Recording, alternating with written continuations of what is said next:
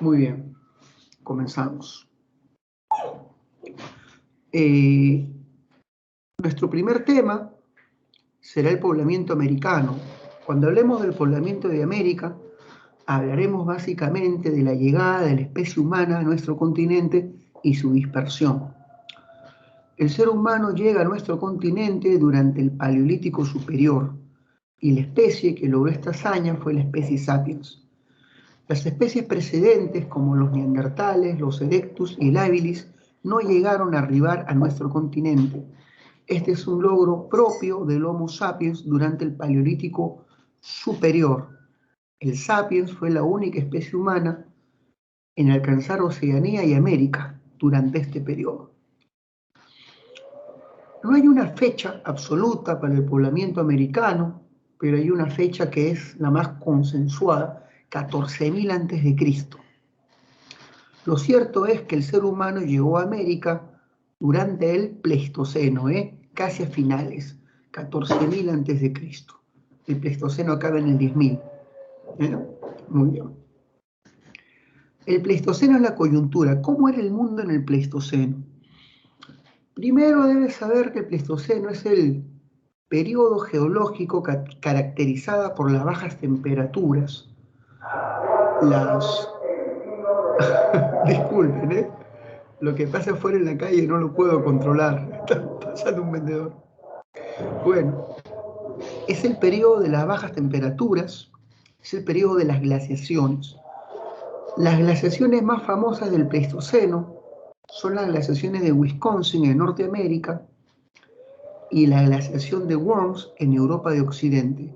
Vamos a prestarle atención a la glaciación de Wisconsin en Norteamérica.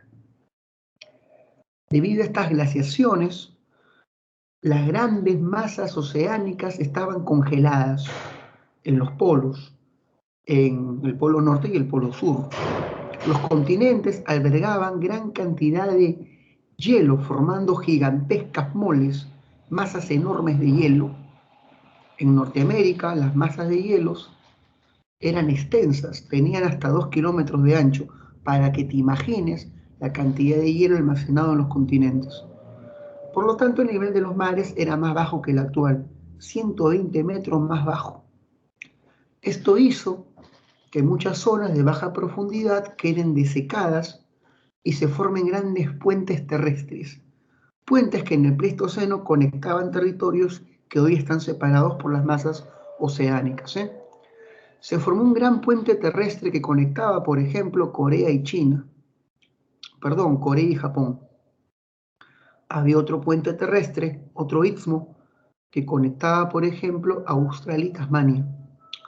Pero el más famoso de todos, el que vamos a utilizar, es el que conectaba Siberia, Asia, con Alaska, América. Este puente terrestre es llamado el Istmo de Bering y por ahí ingresan los primeros grupos humanos a nuestro continente. De las diversas teorías sobre el poblamiento americano, la más aceptada en marcar qué grupo humano fue el primero en alcanzar América sería la teoría asiática. La teoría del famoso Alex Hrdlicka, este checo nacionalizado norteamericano. Según esta teoría, los primeros hombres en alcanzar América fueron los asiáticos, específicamente los del grupo étnico mongol, los primitivos mongoles, los paleomongoles, que habitaban la Siberia asiática de esa época. Estos hombres, a través de un proceso migratorio, llegan hasta el Istmo de Bering. Acá tenemos una imagen muy buena. Hoy en día aquí tenemos el estrecho de Bering, con el mar separando ambos continentes, pero en el 14.000 a.C. el nivel del mar había descendido debido a la eustasia glacial y se formó este istmo, este enorme puente que conectaba estos territorios que actualmente están separados.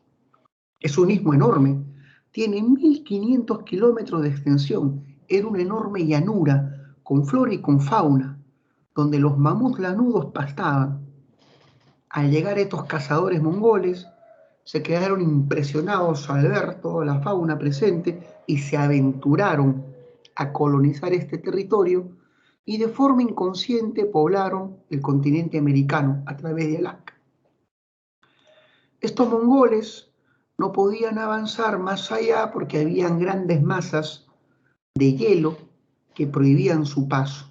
Algunos geólogos han planteado que ellos van a alcanzar el interior del continente atravesando un paso libre de hielo, que posiblemente existió, un corredor libre de hielo llamado el Corredor de Mackenzie.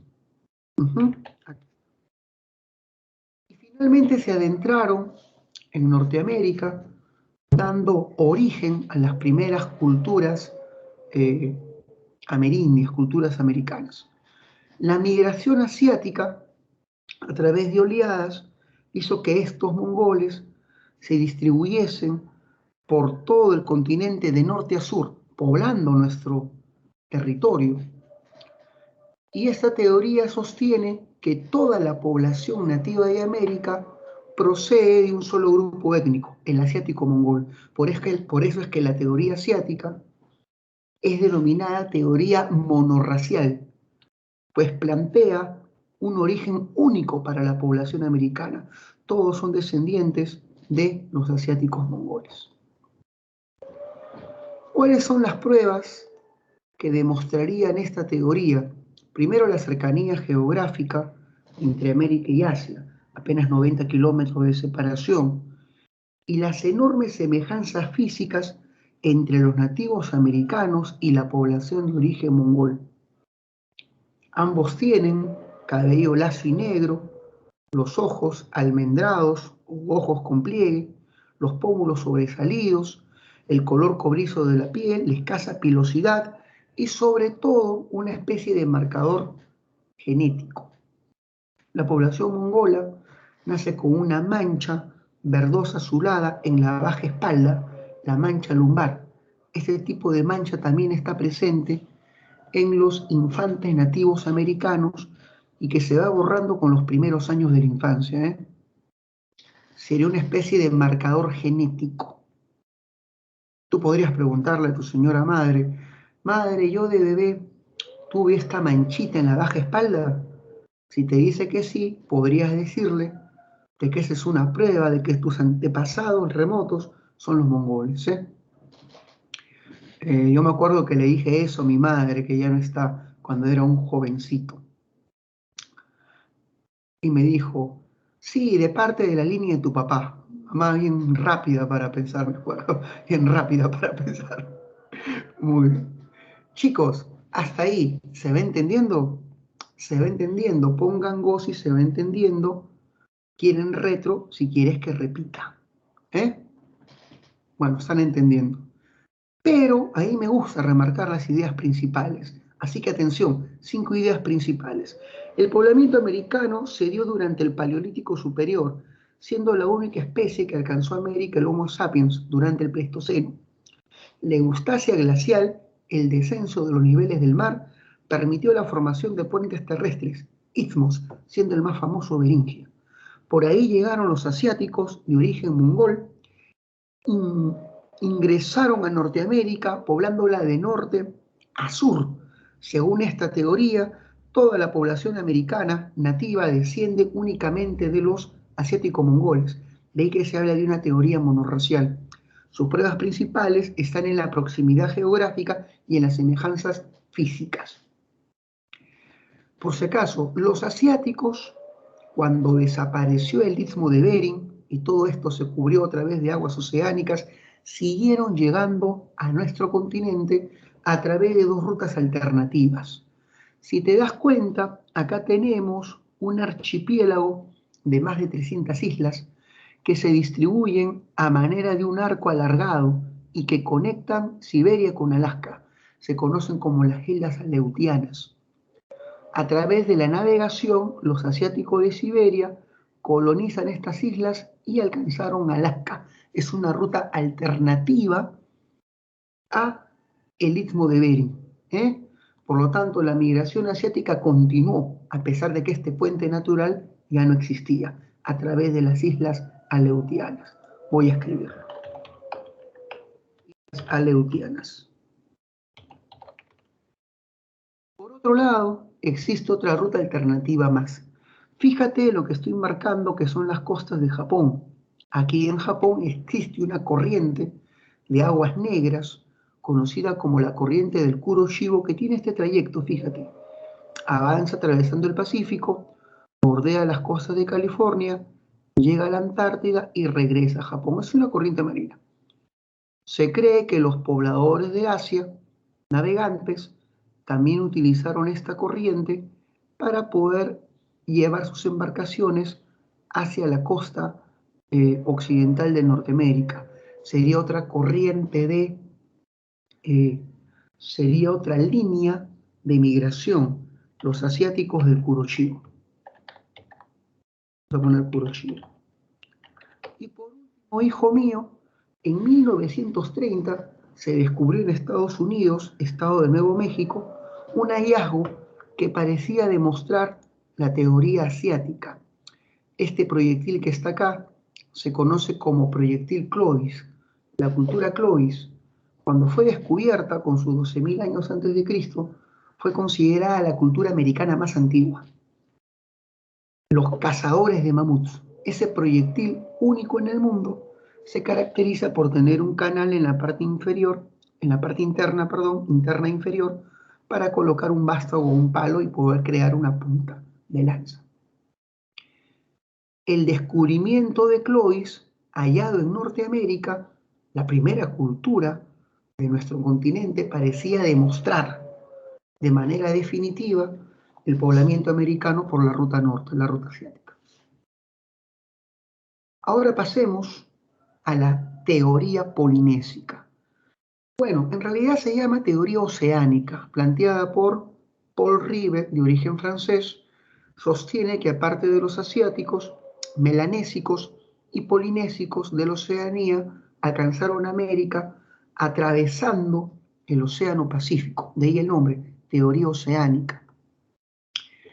La Melanesia es un archipiélago que se encuentra en el Pacífico, en la zona occidental del Pacífico.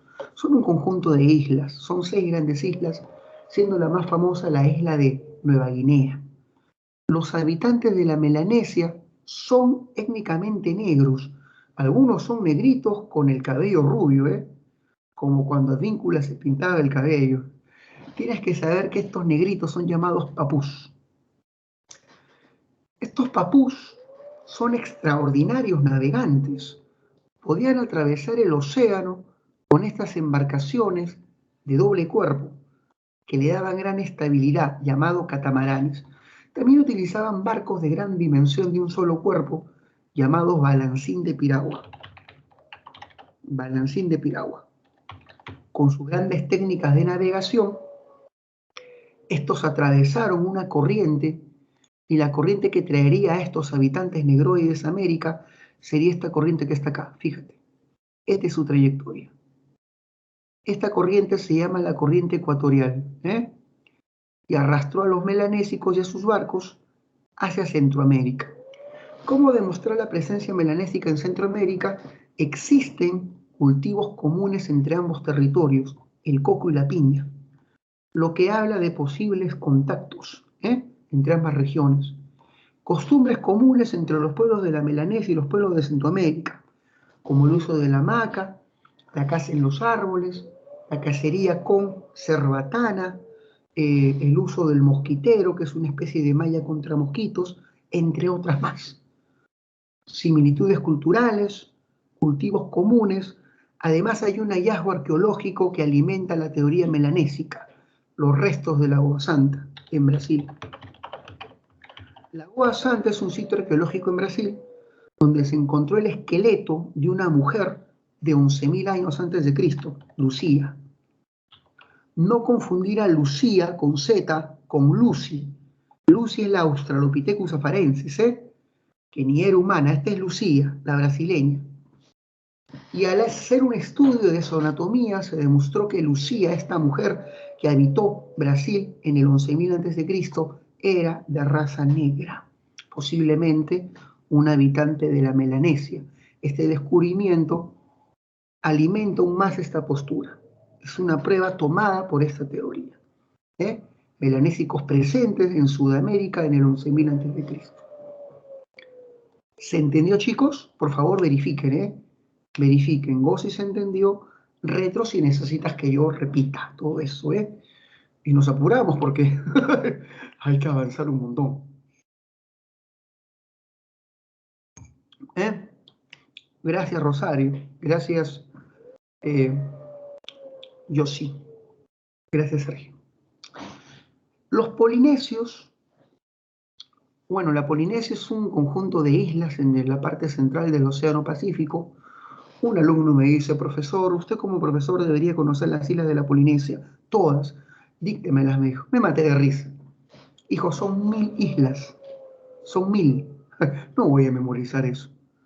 Pero las más famosas son las que forman el triángulo polinésico: Hawái, Nueva Zelanda y Pascua en Chile. En Nueva Zelanda, los pobladores nativos de piel cobriza se llaman maorís. Son de origen asiático, vienen de la Indonesia, los maorís. Y estos pobladores maorís polinésicos, utilizando una corriente marina que voy a identificar, mira esta corriente marina, mira su movimiento, se llama corriente del Pacífico Sur, llegaron a la isla de Pascua, en Chile, formando una cultura llamada la cultura pascuense o Rapa Nui.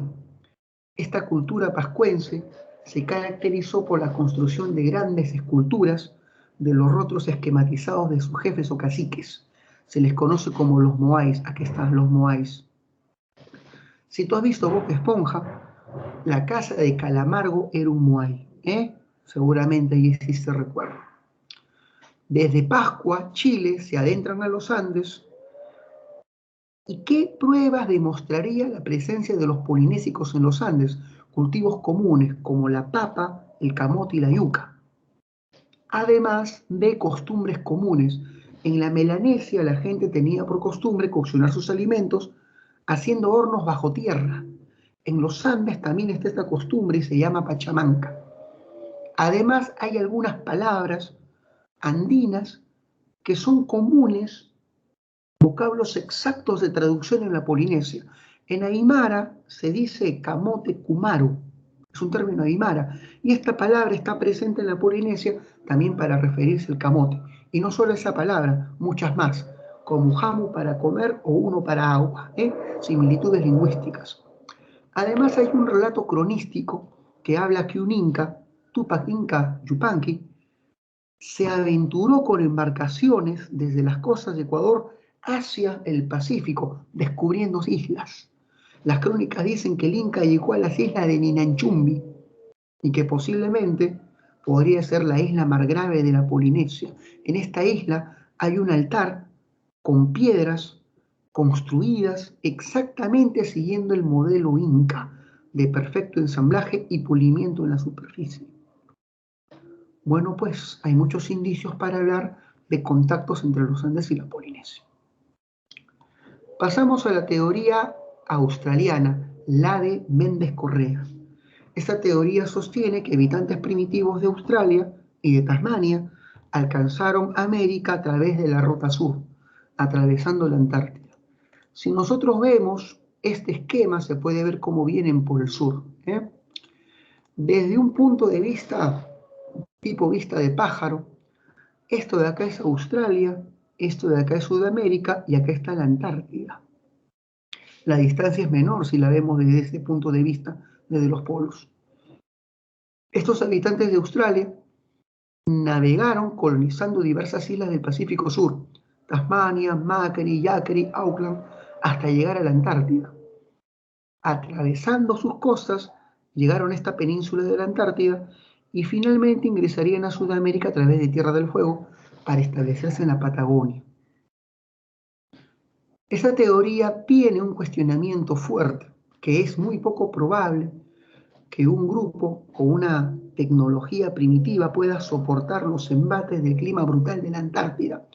Menos 80 grados bajo cero, por Dios. El continente es un 80% hielo.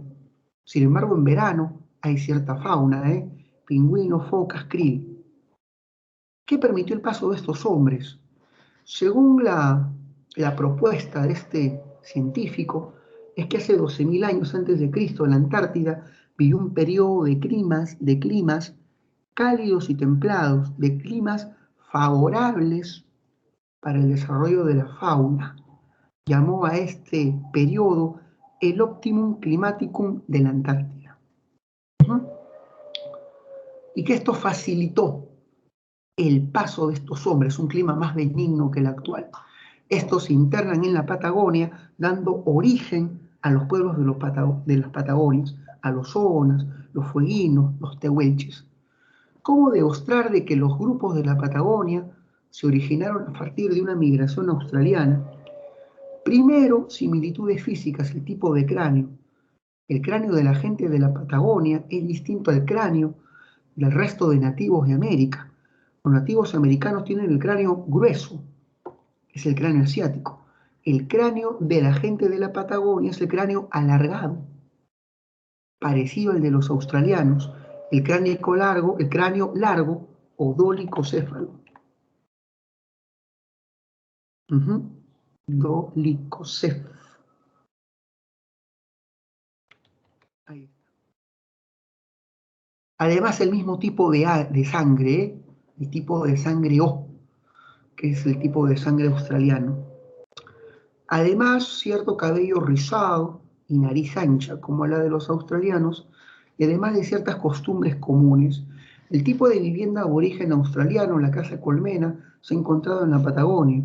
Instrumentos de cacería australianos como el boomerang se han encontrado en la Patagonia, además de 93 palabras comunes. Por ejemplo, en Australia se dice a la nariz or, en las lenguas de la Patagonia se le dice orro, suena muy similar, y así hay 93 palabras comunes. Esta es la teoría del poblamiento americano por la ruta de la Antártida, la migración australiana. Hasta ahí, ¿se va entendiendo, chicos? Vamos, vamos. Vamos, vamos. ¿Go o quieres que repita algo, Deben tener la confianza de decirme, por favor. Hasta ahí, ¿vamos bien?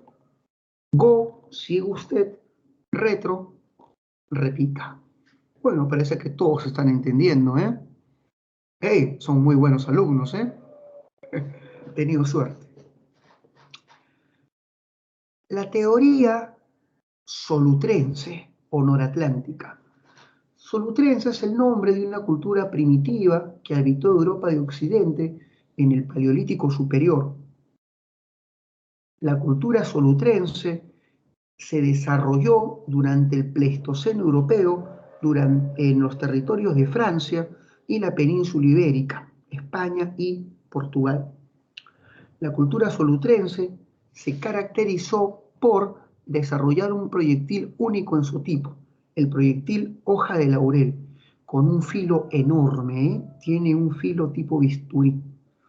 Es una tecnología única en el mundo e inconfundible, el proyectil solutrense. Dime, Nicole.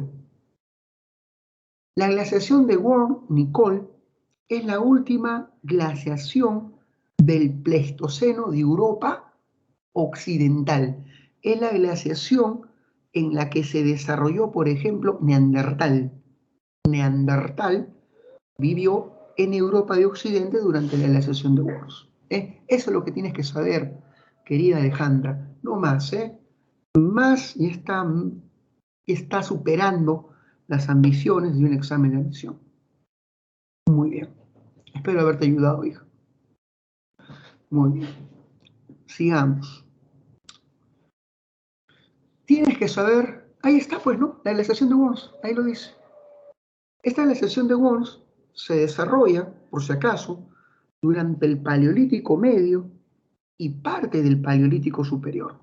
Durante el Paleolítico Medio y parte del Paleolítico Superior, por si acaso. Y ahí se desarrolló la cultura solutrense, en Europa de Occidente. Estos hombres eran cazadores de focas. Tenían embarcaciones hechas con piel impermeable y se aventuraban a los hielos del Atlántico Norte buscando a este animal tan importante por su grasa y la gran cantidad de carne, son gorditas, Pero sucede que sus embarcaciones fueron arrastradas por las corrientes marinas de Groenlandia, que las arrastraron hacia occidente, atravesando casi 4.500 kilómetros. Tremenda travesía, arrastrados. Otra teoría sostiene que mientras estaban cazando focas, la masa de hielo sobre la que estaban establecidos con su campamento se desprendió y que el hielo fue transportado por las corrientes marinas hasta llegar hasta Norteamérica. ¿Cómo pudieron supervivir? Si fueron arrastrados cada cierto tiempo, formaban campamentos para cazar focas. Ellos llevaban bosta, que es el excremento de animales almacenado, como combustibles para prender fuego y poder derretir el hielo y abastecerse de agua.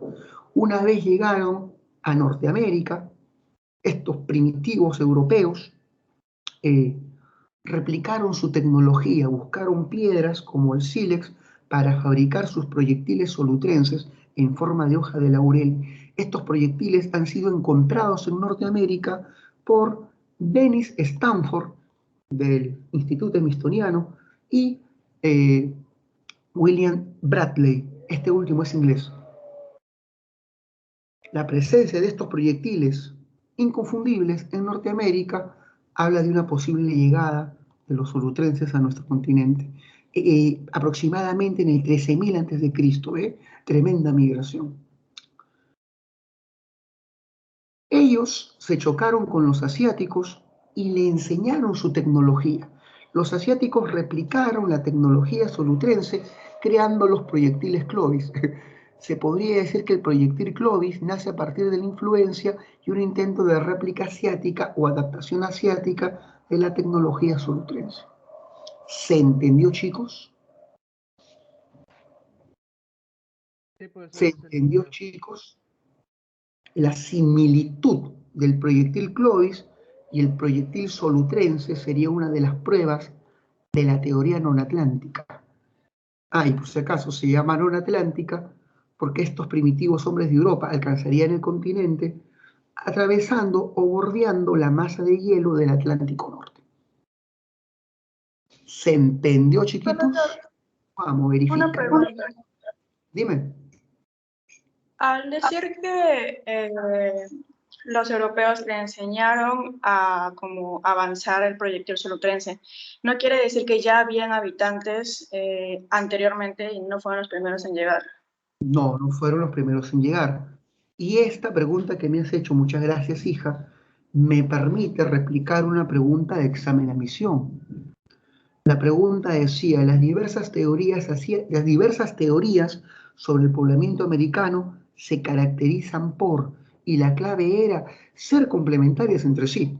La teoría non-atlántica, australiana y oceánica no pretenden negar la teoría asiática. El principal grupo migrante y posiblemente el primero son los asiáticos, pero no la única. Existieron migraciones posteriores y complementarias para poblar este vasto continente. ¿Se entendió? La teoría oceánica, australiana y la solutrense no rechazan la propuesta asiática, únicamente cuestionan la cuestión monorracial. Ellos hablan de múltiples migraciones. Son complementarias entre sí, complementan la teoría asiática. ¿Se entendió, hija? ¿Se entendió, Sí, hijita? muchas gracias. Ok, gracias por tu pregunta, ¿eh? Entonces, ¿todo claro, chicos? Todo claro, ¿verdad? Verifiquen, ¿eh? Escriban para poder continuar e ir sobre seguro, ¿eh? Si no, pues, no sé cómo vamos, ¿eh? Todos, go o retro, rapidito, rapidito. Muy bien, gracias. Yo en la clase anterior te hablé de los tiempos estructurales. En realidad no, Diego, en realidad no. Las teorías que han aparecido después de la asiática pretenden solamente complementar esta. Muy bien, Diego. Hay tres edades o tiempos estructurales en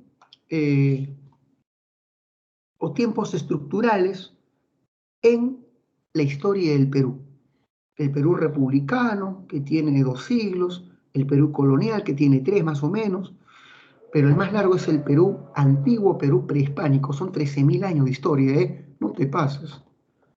El Perú prehispánico se inicia con la llegada del hombre a nuestro territorio y acaba con la invasión europea. Por eso es que se llama prehispánico. Es el periodo previo a la invasión española. Cuando el hombre llegó, se adaptó a nuestro entorno, surgiendo la comunidad primitiva en los Andes. Estas comunidades van a descubrir elementos civilizatorios como la agricultura, la ganadería, la arquitectura, y con el tiempo se organizan en estado, dando pasos a las civilizaciones, surgiendo las altas culturas andinas, Chavín, Moche, Nazca, Incas, etc. Y esto acaba con la invasión europea. Son 13.000 años de historia. Hay que dividirlo en periodos, si no, no se puede estudiar. Obviamente las autoridades en este tiempo no es el historiador, son los arqueólogos. El historiador se siente cómodo donde hay documentos. Aquí no hay documentos, hay restos materiales. Es la arqueología, la ciencia especializada en el Perú prehispánico. Hay dos arqueólogos famosos, John Rowe y Guillermo Lumbreras. Rowe, de Estados Unidos, hace una periodización basada en la presencia, la difusión y los diversos, perdón la lengua, presencia, difusión y diversos estilos de cerámica, estilos alfareros, alfarería y cerámica.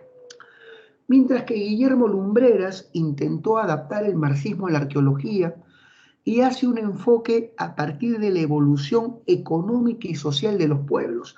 También toma en cuenta la organización política para complementar esta evolución económica y social. Son dos enfoques bien distintos, ¿eh? Pero no vas a poder entender estos enfoques si es que no manejas los siguientes conceptos. Atención, vamos a aprender estos conceptos fundamentales. Cuando una cultura tiene una amplia expansión y su influencia abarca diversas regiones del territorio peruano, se le llama cultura panandino-panperuana.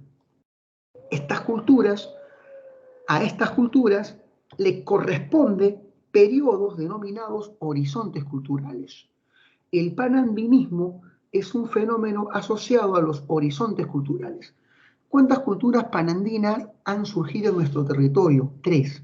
Chavín, Huari e Incas. Repito, Chavín, Huari e Incas, y a cada una le corresponde un horizonte cultural. Chavín, el primer horizonte temprano, Huari, el segundo horizonte medio, Incas, tercer horizonte tardío. Los horizontes culturales son periodos donde una cultura llega a tener influencia sobre diversas regiones y comunidades y todas comparten patrones comunes. Por eso hablamos de un periodo de integración cultural. Recuerda, horizonte, periodos de integración cultural, porque una cultura logra tener influencia sobre el resto de comunidades. Son periodos de integración cultural. Pero ahora pasamos a lo contrario. Una cultura de expansión local, una cultura que se expande en un área específica de los Andes, es llamada cultura regional. Ejemplo, Moche, solo costa norte. Ejemplo, Nazca, solo costa sur.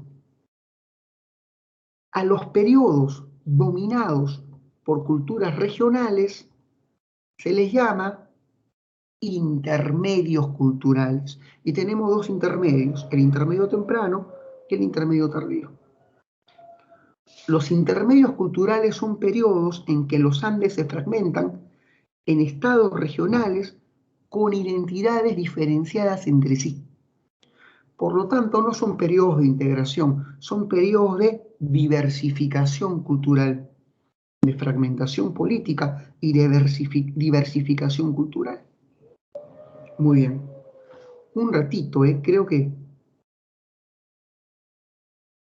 he dejado el caño abierto, Voy a avisarle a mi hermano que lo cierre. Voy a cerrar bien el caño, se nota que está abierto. Listo. Ahí está estudiando en el costado. Bueno, hasta ahí, hijo mío, ¿se va comprendiendo? Se va comprendiendo. Horizontes le pertenecen a las culturas panandinas, son periodos de integración cultural. Los intermedios son periodos dominados por estados regionales Los Andes se fragmentan en estados con identidades diferenciadas, así que son periodos de fragmentación política y diversificación cultural. Para la gente básica, que no ama mucho la historia y necesita datos básicos. Cultura expansiva pertenece o es denominada panandina, le corresponde un horizonte. Cultura de expansión local o cultura regional le corresponde un intermedio, Esa es la síntesis. ¿Hasta ahí todo se comprendió? Vamos, ¿hasta ahí todo se comprendió? Verifiquen, Excelente. Comencemos con Rowe. Para Rowe, tener cerámica es un elemento civilizatorio. Rowe estudia las primeras sociedades peruanas, no tenían cerámica, Muy bien, María, estás apuntando todo, Los intermedios se caracterizan por la fragmentación política y la diversificación cultural. Hay muchas culturas que conviven en un solo territorio. Gracias, estás apuntando todo, Bueno, sigamos. Mi perrita ha venido a molestarme, disculpen, me llama por todos lados. Ya dije, anda para allá, anda para allá, anda para allá, anda para allá. Ya, es Nuki, para allá. Muy bien. Comenzamos. Rowe analiza las primeras sociedades, no tienen cerámica, y las coloca en el precerámico.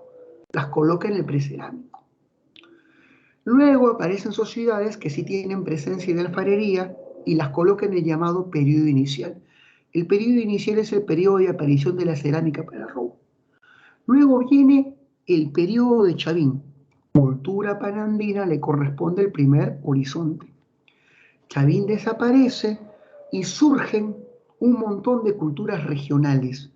Las llama culturas del primer intermedio, el intermedio temprano. Fue en este periodo que aparece Tiahuanaco, Tiahuanaco inicial, como una sociedad regional. Y también aparece una cultura llamada Huarpa. Huarpa en Ayacucho será la cultura que luego evolucione y se convierte en Huari. Huari vendría a ser el primer imperio andino que sometió y absorbió otros pueblos, llegando a convertirse en la segunda sociedad panandina. Por lo tanto, a Huari le corresponde un horizonte, el segundo, el horizonte medio. Tiahuanaco evoluciona, deja de ser una sociedad regional y se convierte en un estado panandino, en un estado panandino. Por eso es que Tiahuanaco panandina está en el horizonte medio y la Tiahuanaco inicial está en el intermedio temprano.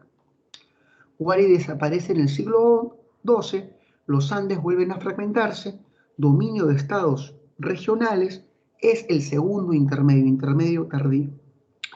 Aquí aparecen los incas como una sociedad pequeña y reducida en el Cusco. El inca apenas era un jefe local. Pero el noveno inca, Pachacútec, comenzó la expansión creando el Tahuantinsuyo y a la etapa inca panandina, el imperio propiamente dicho, le corresponde el tercer horizonte, el horizonte tardío. Esta es la división de John Rowe. Vamos a hacer la comparación con la división de Lumbreras. Lumbreras, que ve la economía, se da cuenta que los primeros hombres en llegar al territorio eran cazadores y recolectores. Llama este periodo cazador y recolector el periodo lítico, la edad de piedra de los Andes. El siguiente periodo, el arcaico, es el periodo de la revolución agrícola, comenzando la horticultura y la agricultura, la revolución agrícola. Al arcaico lo divide en dos, inferior y superior. Inferior aldeas, superior centros ceremoniales. En el arcaico superior aparece Caral, aparece Caral. Para muchos, Caral es la primera civilización del mundo andino. No te olvides, Caral es del arcaico superior. Pero Caral, ni las aldeas, ni los cazadores y recolectores tuvieron cerámica. Ninguna sociedad del lítico y del arcaico tuvieron cerámica. Por lo tanto, el lítico y el arcaico de Lumbreras estarían coincidiendo con el periodo precerámico de Rowe. ¿Se entendió? mire ese esquema. El lítico y el arcaico de Lumbreras coincidirían con todo el precerámico de Row. ¿Se entendió esa idea, por favor?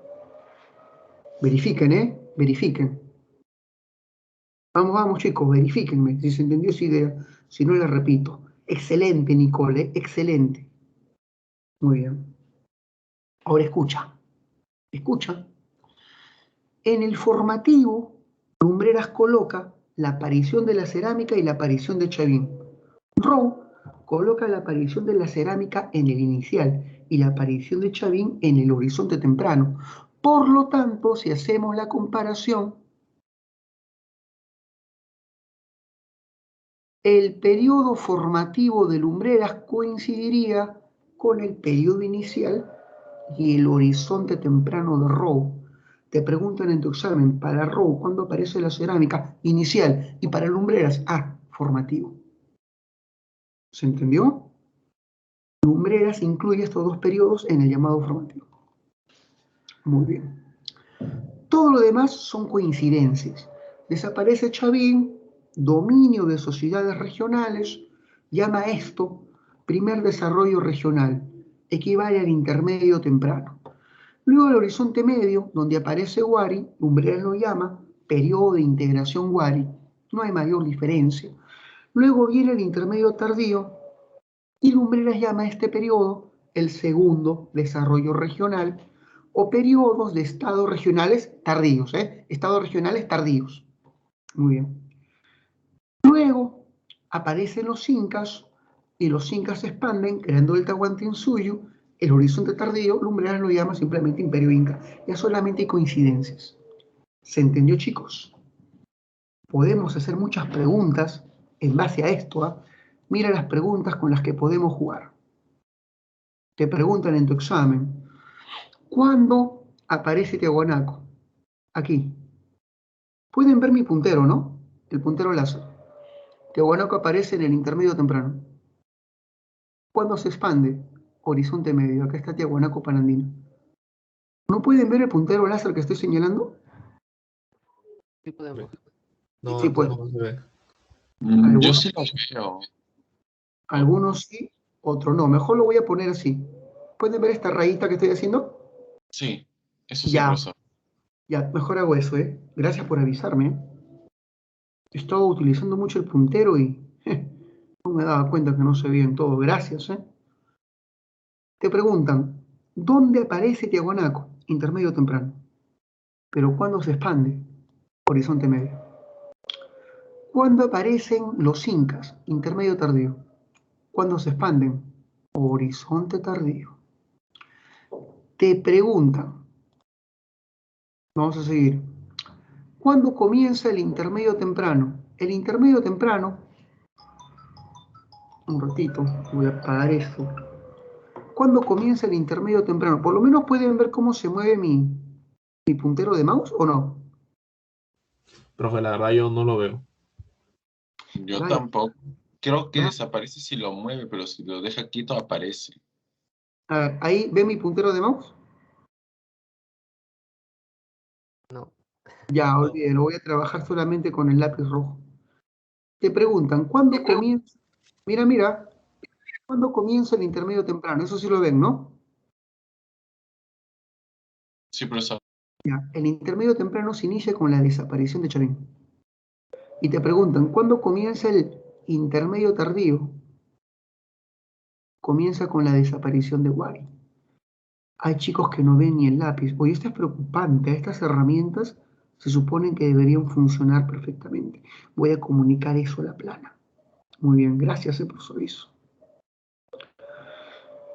Bueno, tranquilos, porque igual me pueden escuchar mientras hablo, pueden escuchar mi sonora y atractiva voz. Sigamos, Sí, fe en el chat. Te preguntan, ¿cuándo aparece Caral? Arcaico superior, aquí. Y Caral no tiene cerámica porque forma parte del precerámico de Robo. A ver, a partir de eso te voy a hacer preguntas, porque ya me preocupé, pero como soy un tipo muy concienzudo, quiero ver si la gente está comprendiendo, Así que todos a practicar. Me van a escribir por el chat. Me van a escribir por el chat. Chicos, para Row, ¿cuándo aparece la cerámica? Escriben, ¿en qué periodo? Vamos, practiquemos. Escriban, ¿en qué periodo aparece la cerámica para Row? Para Roa, dije Row. Muy bien, María. Muy bien, María. Muy bien, Yossi. Muy bien, Emilia. Periodo inicial. Y para lumbreras, ¿cuándo aparece la cerámica? Para lumbreras. Muy bien, formativo, han entendido. A ver esta pregunta. ¿Cuándo aparece y surge Tiahuanaco? ¿Cuándo aparece Tiahuanaco inicial? Vamos, ya la otra pregunta acabó. ¿Cuándo aparece Tiahuanaco inicial?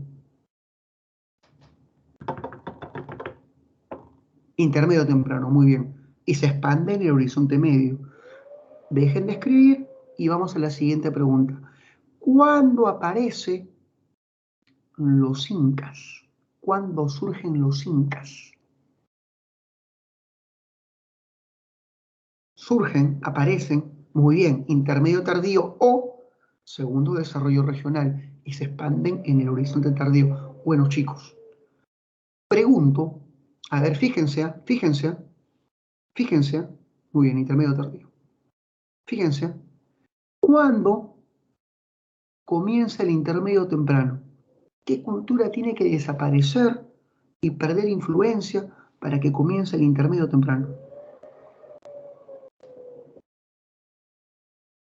Excelente, Xavi. Chicos, han entendido todo, me siento confiado. Y la última, pregunto, Caral del arcaico superior, ¿qué tecnología no presenta?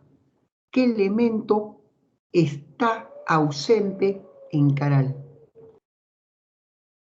Excelente, muy bien Naomi, muy bien María, la cerámica.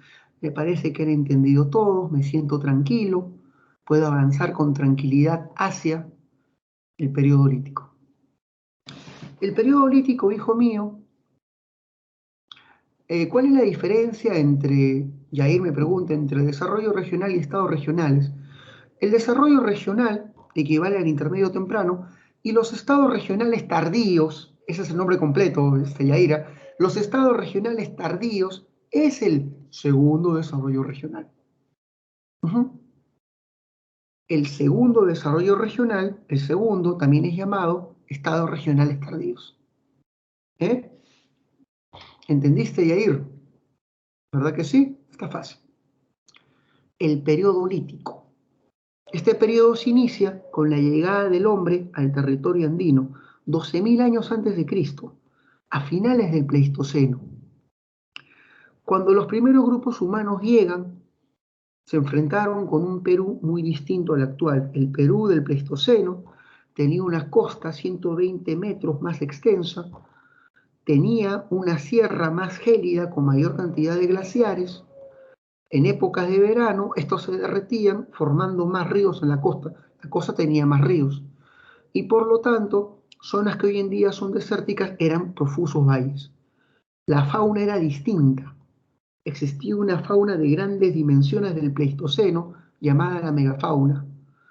Perezosos gigantes que pesaban 600 kilos.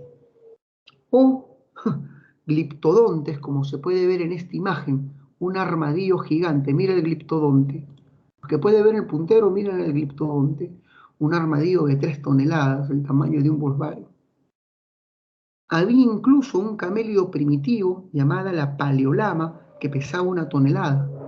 Alucina recibir una escupida de ese camello, Es un pollazo el que te manda.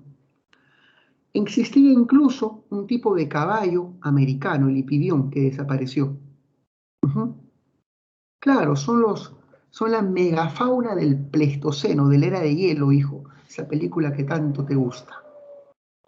Sin embargo, estos animales se extinguen con el cambio climático global. 10.000 a.C. comienza el Holoceno, con sus climas templados y cálidos, y aparece la fauna del Holoceno. Los seres humanos en el Holoceno se van a especializar. Sí, Manny Godoy. Los seres humanos en el Pleistoceno se van a especializar en cazar cérvidos en la costa, o sea, venados, y en las sierras, en las punas, en cazar camélidos silvestres, vicuña y guanaco. En el Holoceno surge la cacería especializada para estas presas en particular. ¿Cuáles son las características del periodo lítico?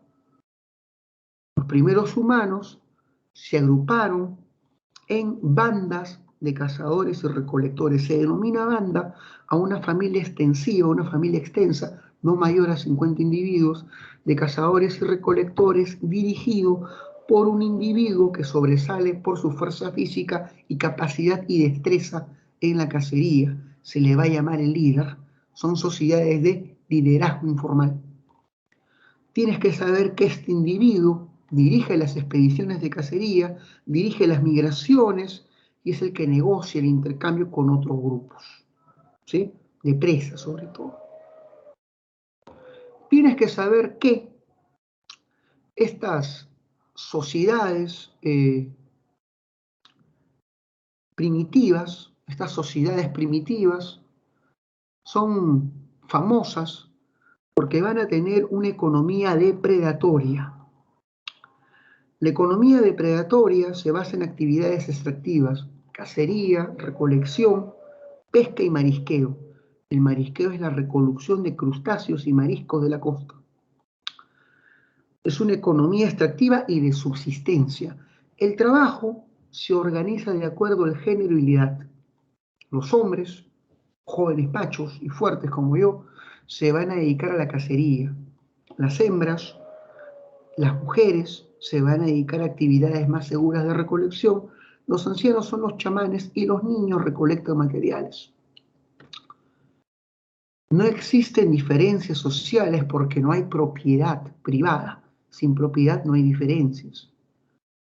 Tecnológicamente hablando, todos los instrumentos o herramientas de cacería o instrumental estaba hecha de piedra y de hueso. Así que su nivel tecnológico corresponde al Paleolítico Superior. Pregunta Alejandra, ¿qué tipo de acontecimientos remarcan la transmisión de un periodo a otro?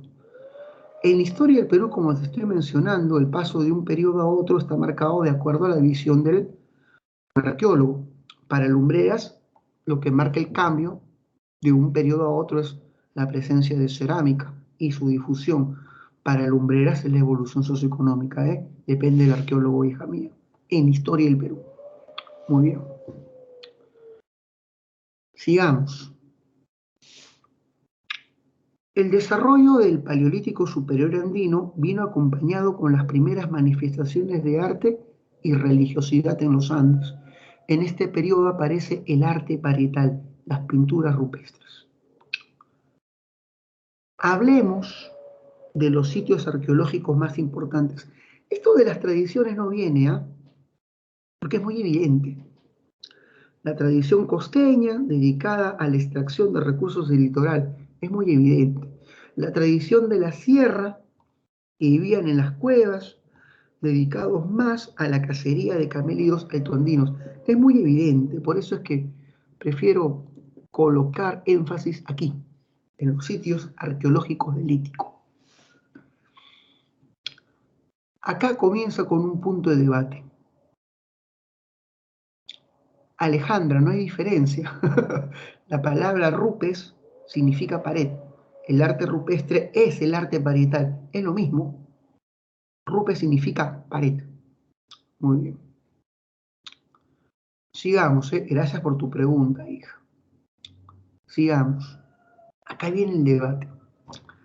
Durante mucho tiempo se pensó que la más antigua evidencia de presencia humana estaba en Ayacucho.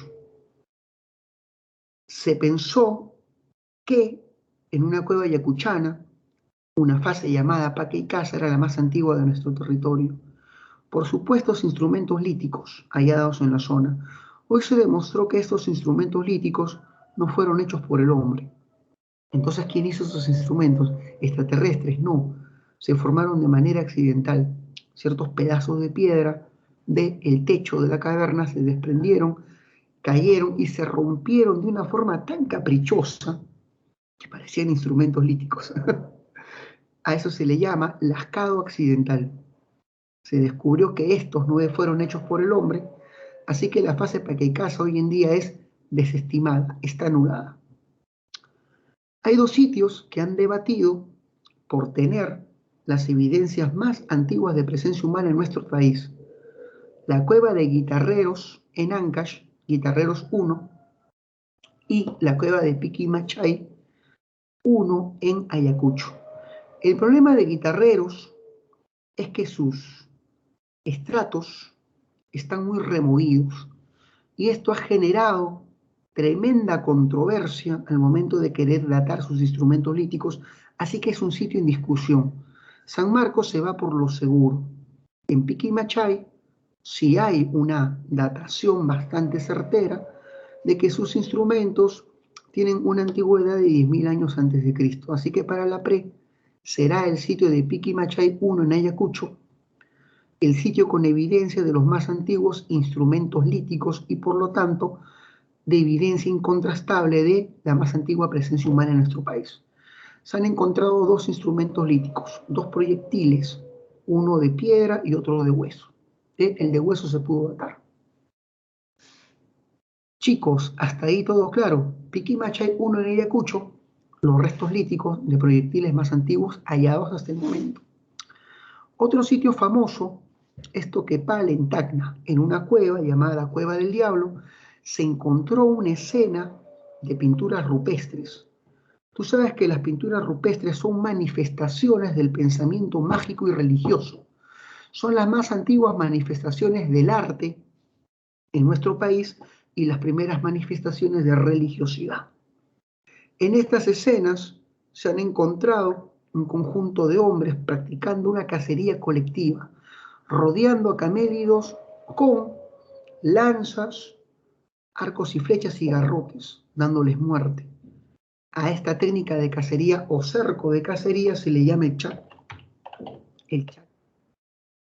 Es un arte abstracto, pero sencillo, si lo comparamos con la gran complejidad del arte europeo, de Lascaux y de Altamira. Arte abstracto, pero sencillo. Muy bien. Otro sitio arqueológico trascendente viene a ser Chivateros.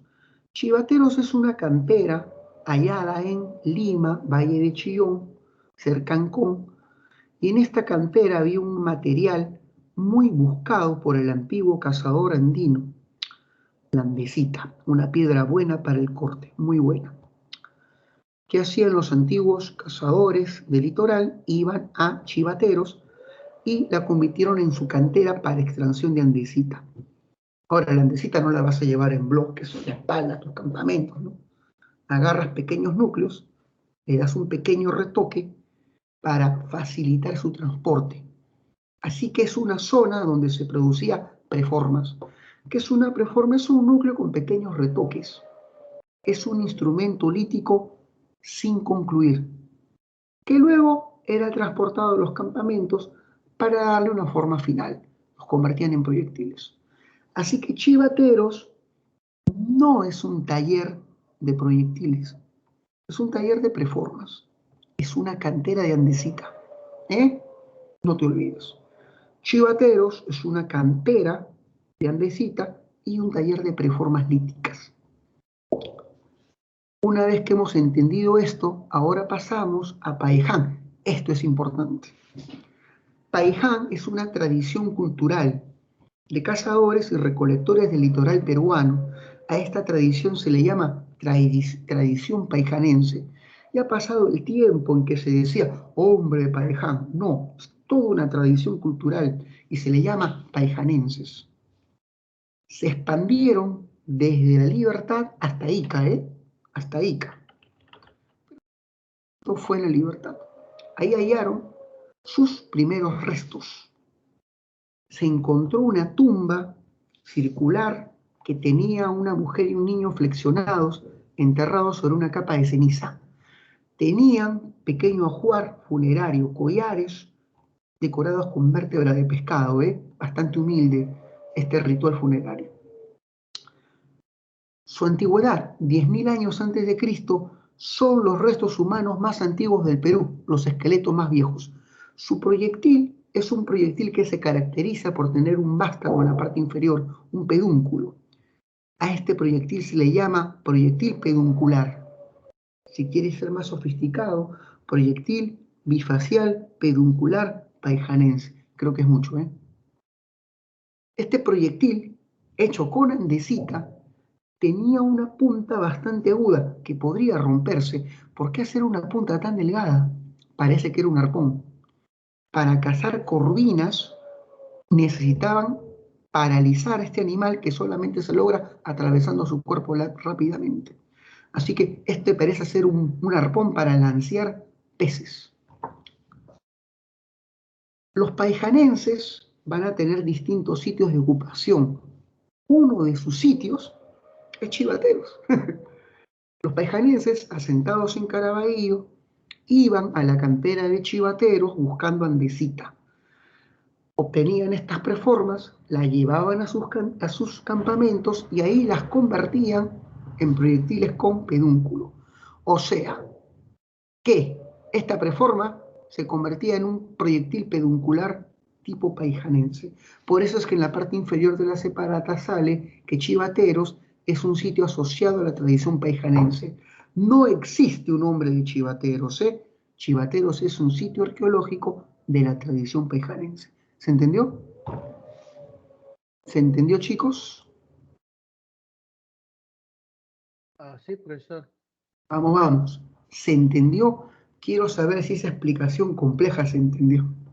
Excelente, Ángel, ¿eh? Pasamos a la Auricocha. La Auricocha es el nombre de una tradición de cazadores altoandinos. Yo quiero evitar esa denominación tan arcaica de hombre la Auricocha. No, es toda una tradición cultural de cazadores y recolectores altoandinos que habitaron en el Valle del Guayaga, en diversas cuevas. Una de las más famosas es la cueva de Chaclarraga, donde se ha hallado una muestra de arte rupestre, donde se muestra una hilera de camélidos huyendo de un cazador que los ahuyenta en una dirección y otro escondido emboscando al animal. Esta técnica de cacería, la emboscada, se conoce en el mundo andino como el caico. Ahí está, el caico. La Auricocha producía un tipo especial de proyectil, especializado en camélidos de mayor tamaño. Mira estos proyectiles de la Auricocha. Son proyectiles que tienen la forma de una gruesa hoja. Son llamados proyectiles foliáceos. Es un proyectil especializado en camélidos. Se han encontrado restos humanos hasta 11, pero curioso que ningún resto humano ha sido hallado completo. Siempre le falta una parte del cuerpo. Parece que por tradición los Lauricocha mutilaban intencionalmente a sus muertos antes de enterrarlo. Parece ser su tradición funeraria, Por eso es que ningún esqueleto se ha hallado completo. Sus restos no son tan antiguos como Paeján, son 2.000 años más recientes. Paeján tiene 10.000, la Auricocha 8.000. Así que sus restos están entre los más antiguos de la sierra, restos humanos incompletos en la sierra, pero los más antiguos son paijanenses, claro está. Muy bien. Pasamos al arcaico. Poder, Estamos en buen tiempo, son 11 y 10. Sí, estamos en buen tiempo. El arcaico, para facilitar su estudio, se divide en dos etapas, inferior y superior. Un poco de café, ¿eh?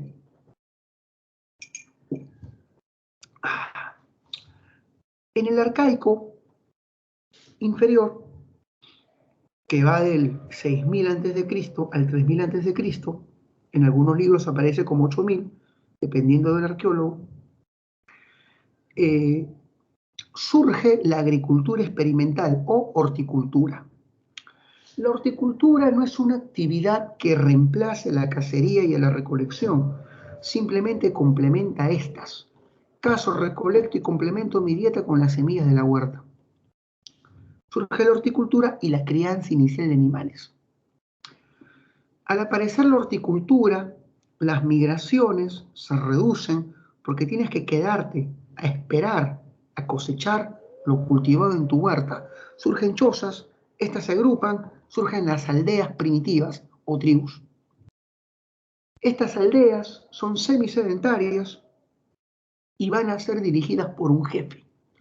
Un jefe es el anciano sabio que tiene enorme prestigio e influencia sobre su comunidad y un enorme carisma, pero no tiene una posición social distinta al resto de la comunidad.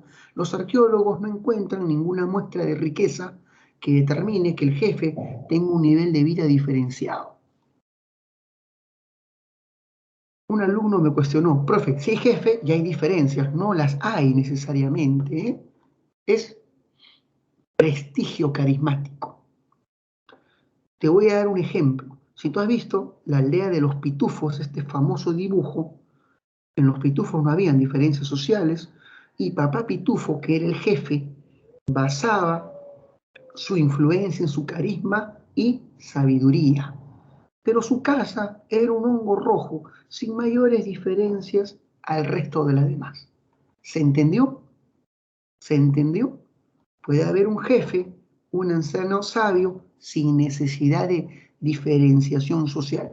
¿Se comprendió, chicos? Verifica, ¿eh?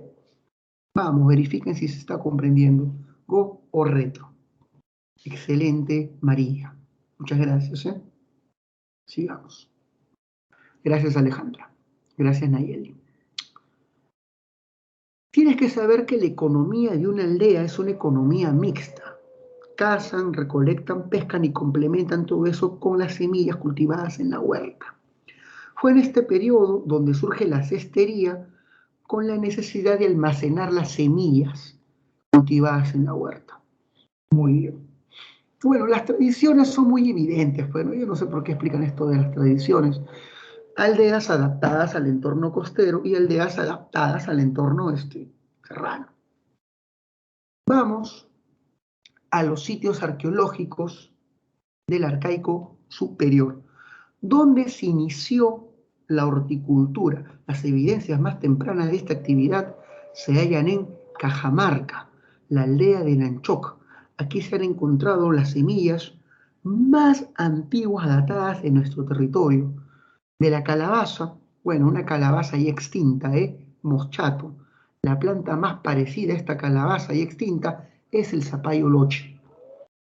Los que han comido seco del norte saben lo que es el loche, ¿eh? Eso le da un sabor espectacular al seco. Bueno, ya sigamos.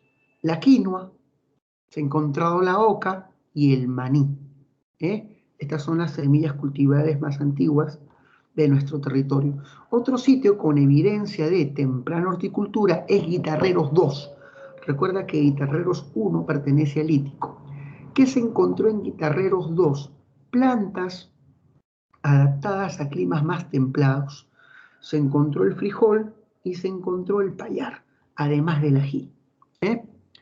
Y la crianza, se cree que los orígenes de la crianza de los Andes están en la Sierra Sur, Ayacucho.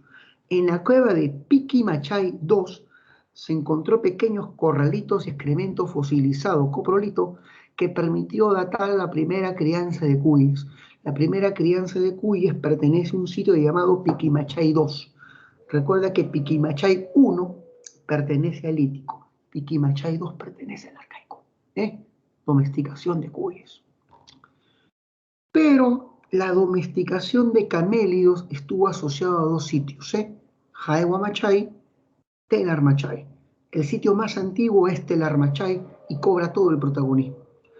Telarmachay es un sitio arqueológico compuesto por un abrigo rocoso en la zona de Junín, donde se halló un corral. Los esqueletos hallados demuestran la aparición de dos nuevas especies que surgen por el cautiverio humano. La vicuña evolucionó a la llama y el guanaco a la alpaca. Estas especies son especies surgidas por la domesticación, por la domesticación. Muy bien. ¿Cómo surgió la domesticación? Por la cacería selectiva. La teoría es la siguiente.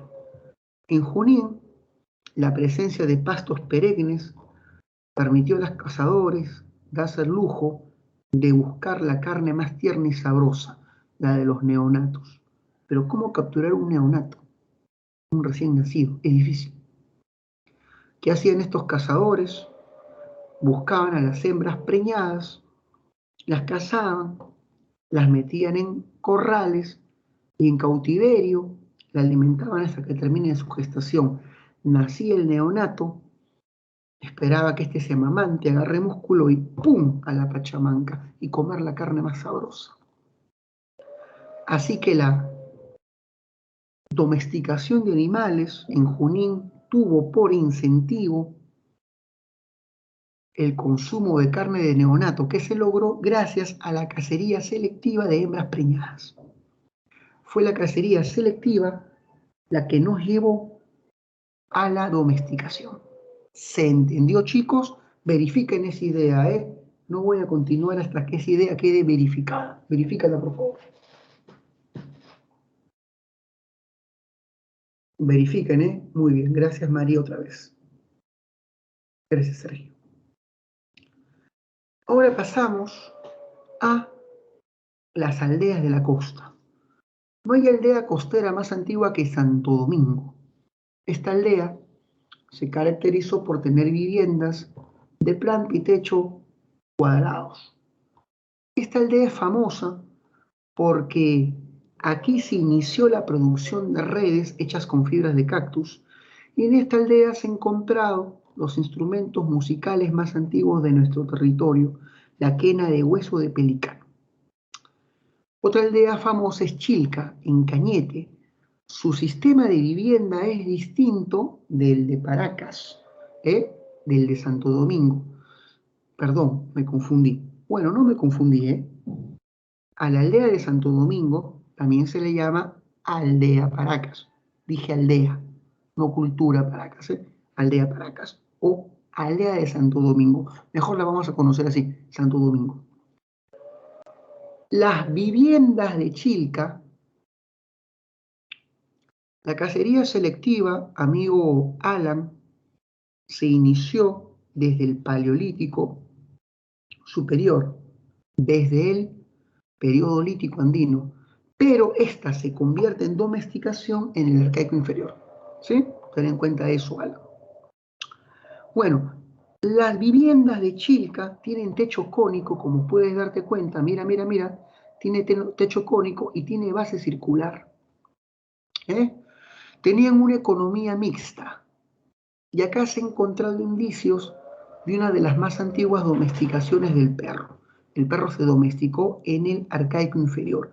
Hay dos tipos de raza, una costeña y una serrana. La costeña se llama chiribaya, la serrana es el perro peruano sin pelo, cuyo nombre correcto es tilingo. El hombre de Zipán se enterró con la raza chiribaya. Esta raza existe todavía, Se descubrió que existe un pequeño grupo de chiribayas, raza oriunda del Perú, en Campa. Al hacendado que tenía estos perritos, el Estado le dio un poco de dinero para que mantenga esta raza y no se extinga. Cuando le hicieron entrevista, yo pensé que eran chuscos, decía el hacendado. Me maté de risa. El perro peruano sin pelo no tiene pelo para evitar parásitos, pero soporta las bajas temperaturas por su enorme calor corporal. Es el perro peruano sin pelo. Muy bien. Hasta ahí, chicos, todo está claro. ¿Verdad que sí, no? Todo está claro, chicos, porque paso al arcaico superior. Y lo hago en muy buen tiempo, Lo hago en muy buen tiempo. De verdad que sí, Estoy más ágil. Creo que es el café que me activa. Estoy más agudo. Muy bien. Vamos al arcaico superior. El arcaico superior se inicia en el 3000 a.C., acaba en el 1700. El arcaico es el periodo de la aparición de la agricultura. que se diferencia de la horticultura porque produce excedente. En este periodo la crianza da origen a la ganadería, agricultura y ganadería. ¿Qué permitió la aparición de la agricultura? ¿Qué permitió la producción de excedente? La función de los especialistas. Esta categoría fue creada por Guillermo Lumbreras. Los especialistas son un grupo de pobladores dedicados a crear conocimiento especializado que incrementa la producción. Se incluye a los astrónomos, arquitectos, matemáticos, médicos. Estos especialistas, sobre todo los astrónomos, observaban los ciclos, observaban los astros, entendieron su movimiento, entendieron los ciclos astronómicos, equinoccio y solsticio, que marca el origen de las estaciones, entendieron las épocas de lluvia, comenzaron a predecir fenómenos atmosféricos y crearon el calendario agrícola, imprescindible para organizar la actividad de estos pueblos.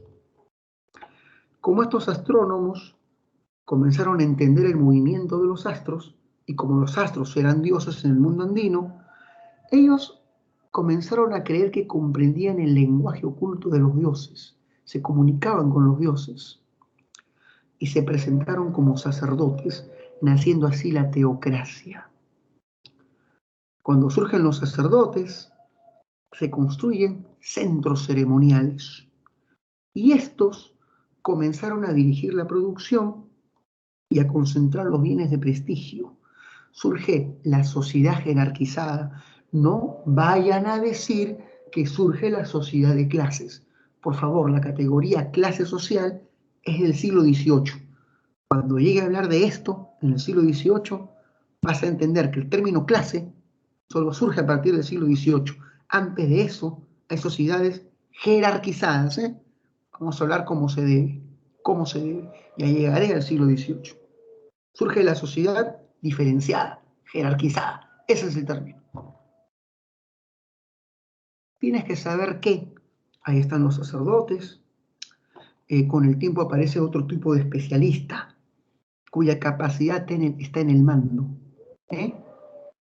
Son los que organizan el trabajo, movilizan la mano de obra. Se les van a llamar curacas.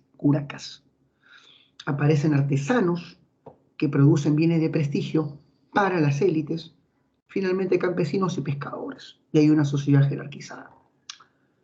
Las aldeas establecidas alrededor de los templos comienzan a desarrollar vínculos de parentesco lingüísticos, y se van a convertir en la comunidad campesina dirigida por vínculos de parentesco. Aparece el ayu. Qué bacán. Bueno, pues, la sociedad andina ha evolucionado tremendamente. Se han identificado dos tipos de tradiciones arquitectónicas, una en la sierra y otra en la costa. En la sierra se construyen recintos rectangulares con 2 pisos. Como puedes ver aquí, en este recinto hay 2 pisos. Mira. Si ve mi puntero, hay 2 pisos y con un fogón central. En este periodo, casi todos los templos tienen un fogón para quemar ofrendas. Había una enorme costumbre de fogones ceremoniales para la incineración de ofrendas. Es la tradición del arcaico. Mientras que en la costa aparecen más bien estructuras como las plazas circulares hundidas, las estructuras piramidales y las plataformas elevadas. Por lo tanto, hay diferencias entre una arquitectura serrana y costeña. Hablemos de los sitios. Estoy en un tiempo demasiado veloz, Hasta creo que me va a sobrar tiempo para preguntas y resolver tranquilo tus separatos, Qué impresionante, por Dios, qué impresionante. Muy bien, pasemos a los sitios del Arcaico Superior. En la costa norte surgió una aldea especializada, Huacaprieta. Esta aldea tenía una economía basada en la extracción del recurso del litoral. Se ha encontrado mucho basural, llamados conchales, que tienen gran cantidad de mariscos y moluscos almacenados, y también eran horticultores.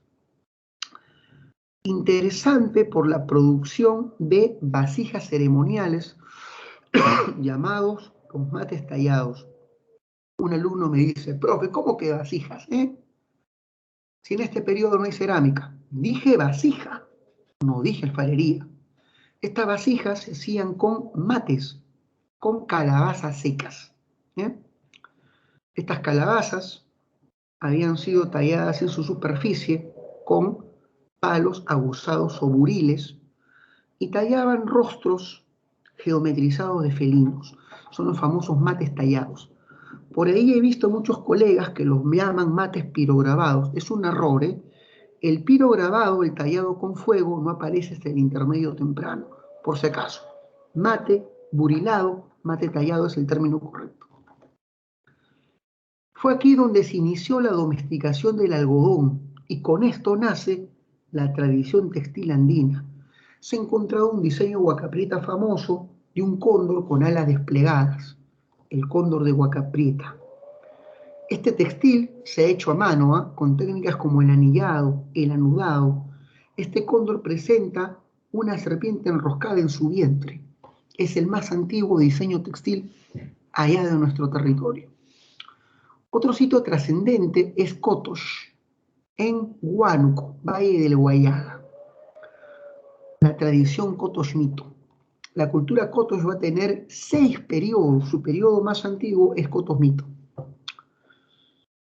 Cotox es un centro ceremonial que tiene 3 templos. Acá está el templo de las manos cruzadas, el templo blanco y el templo de Nichito. Son 3 templos. El más famoso es el de las manos cruzadas y en una de sus paredes se han encontrado 2 brazos entrelazados, hechos de arcilla sin coccionar. Estos brazos entrelazados, según algunos arqueólogos, es la primera representación de una característica del pensamiento andino, la dualidad, que buscaba integrar o unir 2 fuerzas opuestas y complementarias en un mismo ciclo. Lo masculino y lo femenino, la vida y la muerte, la luz y la sombra. Esta característica de unión de opuestos y complementarios va a ser muy importante para entender la religiosidad de las siguientes culturas. Ya veremos cómo Chavín, cómo Huari, cómo los incas van a tener manifestaciones de dualidad. Y la primera manifestación de dualidad está presente en el arcaico superior, en esta escultura llamado las manos cruzadas. Recuerda, representa la dualidad, una concepción del hombre andino de unir fuerzas opuestas y complementarias. Pero ahora hablemos tal vez del área más importante del arcaico, el área norcentral. En esa área norcentral surgió una civilización llamada Caral Supe. Caral Supe. En el Valle de Supe se han encontrado más de 20 asentamientos. Los más famosos son Caral y El Áspero, pero hay muchos más, son como 20. El Áspero en la costa, Caral en la parte central del valle. El Áspero es un sitio que tiene más de 20 edificaciones, incluso tiene estructuras piramidales, que funcionaba como un centro pesquero. Ellos obtenían anchovetas y recursos marinos que eran intercambiados y enviados a las comunidades de la zona central del Valle de Supe, como Caral. A cambio de enviar sus recursos marinos, recibían productos agrícolas, sobre todo el tan preciado algodón para fabricar sus redes. En uno de sus edificios, llamado Huaca de los Sacrificios, se ha encontrado el sacrificio de 2 criaturas, uno recién nacido y otro de 9 años. El recién nacido envuelto en una canasta vegetal. De ahí el nombre, Huaca de los Sacrificios. Pero el sitio más impresionante es, sin duda alguna, el centro ceremonial de Caral, en la zona central del Valle de Supe. Tiene 32 edificaciones. Caral fue descubierto por Max Uhle, pero Max Uhle no le hizo mucho caso, porque no encontró cerámica y se lanzó a los estudios de Moche y de Nazca. No le hicieron caso a Caral, pensaron que era una sociedad de menor desarrollo cultural, contemporáneas a Moche y a Nazca. Pero Ruth Chai, arqueóloga sanmarquina, descubre una chicra o canasta vegetal, la manda a atación y por Dios, era mucho más antigua que Moche que Nazca, incluso que Chavín, que era hasta ese momento la cultura matriz. Caral resultó tener una antigüedad de entre 3.000 a 3.500 años antes de Cristo. Por Dios, contemporánea a los sumerios de Mesopotamia y contemporánea al Imperio Antiguo de Egipto, la que la colocaba entre las primeras civilizaciones del mundo. Esto revolucionó la cronología arqueológica en nuestro país. Por su alto nivel de planificación, Caral es considerada por Ruchadi como una ciudad, con edificios ceremoniales, calles rectas y conjuntos residenciales. Pero muchos arqueólogos le niegan la categoría de ciudad y consideran que es más bien un centro ceremonial, un centro ceremonial grande. ¿Qué tipo de gobierno tuvo? Teocrático, por supuesto, gobernado por sacerdotes. Ruchadi la considera un estado pristino, un estado en formación, el primer estado andino. Ella le da esa categoría, un estado pristino, un estado en formación.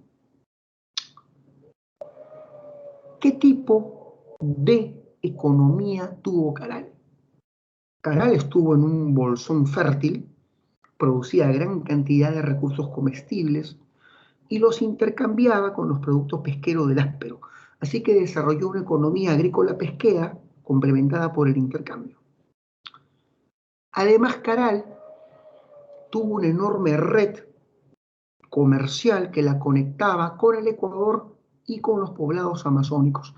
En Caral se han encontrado muchos moluscos amazónicos cuyo consumo servía para, eran como consumo alucinógeno, ¿eh? Estos moluscos botaban una valva alucinógena.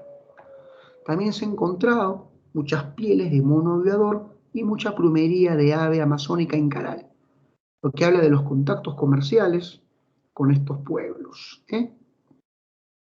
Además que se ha encontrado un producto de Ecuador. En Ecuador y sus aguas cálidas hay un tipo de molusco rojo y espinoso llamado el muyu o Spondylus.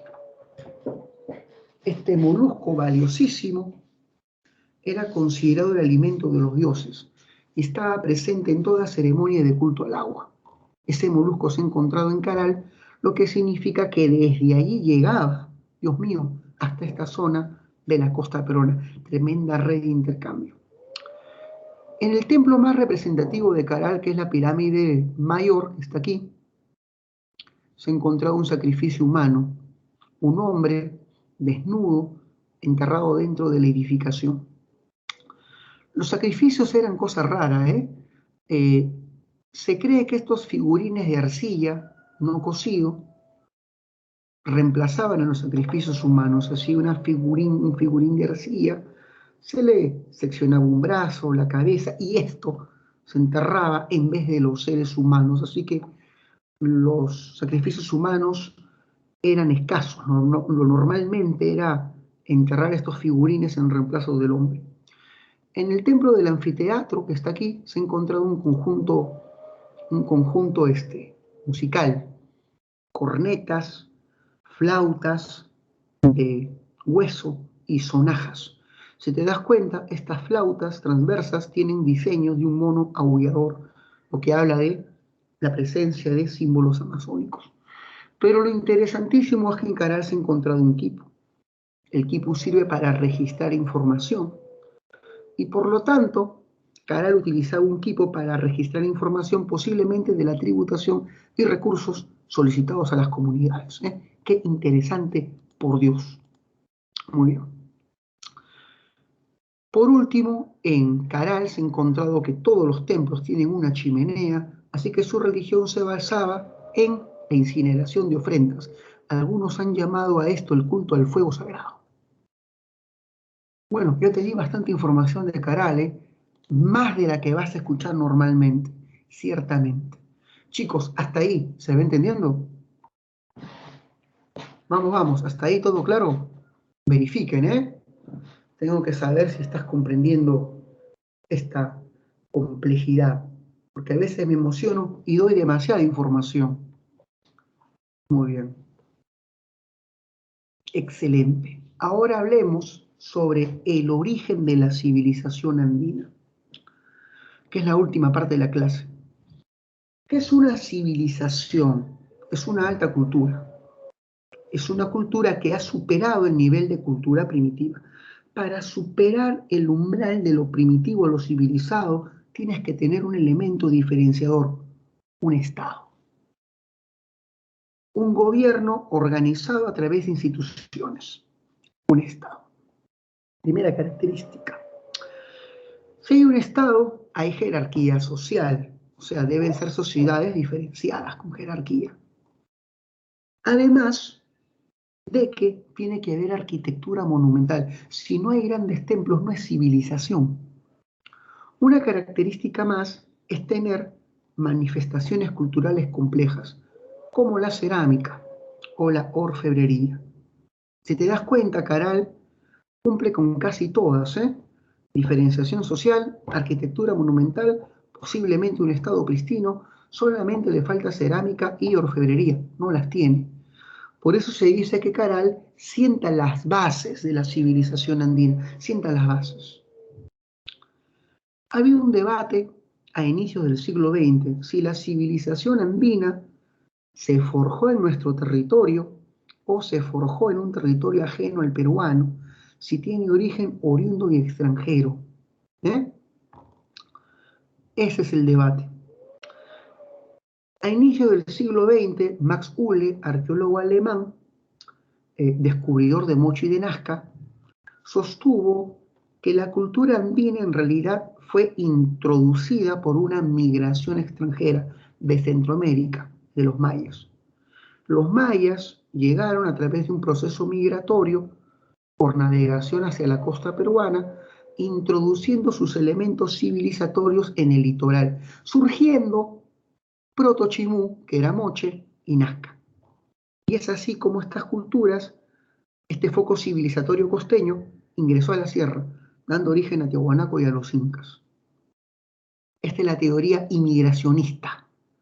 La civilización fue introducida por un pueblo extranjero, los mayas, a través de un proceso de difusión cultural, el difusionismo. ¿Cómo comprobar esta presencia, origen maya de nuestra civilización? Primero, Max Uhle dice que las primeras civilizaciones son costeras, Proto-Chimú y Proto-Nazca. Segundo, sostiene que la arquitectura de la costa se parece mucho a la arquitectura mesoamericana, pirámides truncas. Tercero, la presencia del maíz. El maíz es mexicano, es de Centroamérica. Si llegó al Perú fue por difusión. Número 4, hay una leyenda llamada la leyenda de Neelam, fundador de la cultura Xicán. Esta leyenda dice que un hombre que vino del mar introdujo la civilización a la costa norte. Según Max Uhle, esta leyenda narraría el hecho histórico de la migración maya en forma de mito. Incluso hay palabras similares entre las lenguas de la costa norte y las lenguas mayenses. Por ejemplo, en la lengua moche, que es el muchic, hay un personaje llamado el Filx. Esta combinación XL es única en el mundo de las lenguas mayas. Que esté presente en las lenguas peruanas es muy raro. Entonces, es la teoría inmigracionista. ¿Se entendió, chicos? Interesante, ¿verdad? Interesante. Sin embargo, Julio César Tello descubre Chavín en la década de los 30, bueno, por los 27. Julio César Tello demostró que Chavín era más antigua que Mochi que Nazca y la llamó la cultura matriz. Cuando Tello observó Chavín, se dio cuenta que no tenía elementos para nada que hagan recordar a los mayas o los centroamericanos. Chavín tenía elementos más bien amazónicos. Sus dioses eran el jaguar, el caimán y la serpiente, amazónicos. Sus templos en forma de U apuntaban siempre hacia la Amazonía. Y Chavín tenía entre sus plantas de consumo maní, yuca, que eran plantas de origen amazónico. Y Tello dijo, el origen de Chavín hunde sus raíces en el oriente amazónico. Se formó sin ninguna influencia extranjera. Por lo tanto, la civilización surgió a partir del evolucionismo de la propia comunidad peruana. Tenemos un origen autónomo, oriundo y autóctono. Esta es la teoría autoctonista sobre la civilización andina. Chicos, ¿hasta ahí se va entendiendo? Verifica, por favor, ¿eh? ¿Se entendió las diferencias entre la teoría migracionista de origen extranjero mayense y la teoría autoctonista de origen autónomo?